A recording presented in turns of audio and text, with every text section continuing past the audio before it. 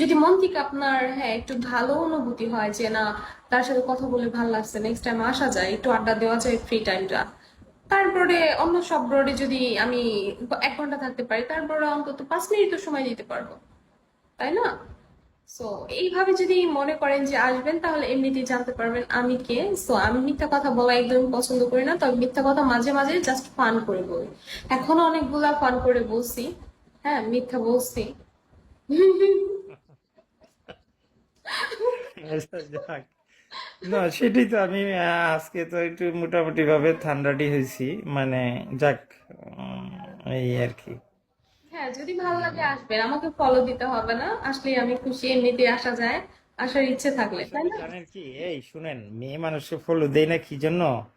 অনেকেই মানে দেখে, এগুলা চেক করে দেখে, আসলে ওইটার জন্য না। আপনার সাথে যদি ভালো একটা সম্পর্ক থাকে, আপনার সাথে ফলো ব্যাক থাকতে হবে এমন কোনো কথা না।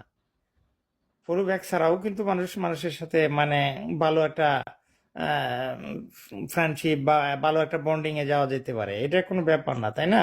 হ্যাঁ। ফলো ব্যাক থাকতেই হবে, যেমন কোনো কথা না। আমার যেমন ওই যে আপনি আমাকে বলছেন, আপনি তো কিপটা, মানে দুইজন আপনার মাত্র ফলোতে আছে। যেমন একজন, উনি হলো জার্মানি থাকে, একজন সিনিয়র, অনেক সিনিয়র বয়স্ক মানুষ।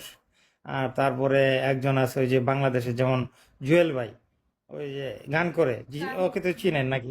চিনি না। ও তারা স্বামী স্ত্রী একসাথে গান টান করে, ইদানিং দেখি না, ওদেরকে দেখি না, মনে হয় নাই নাকি।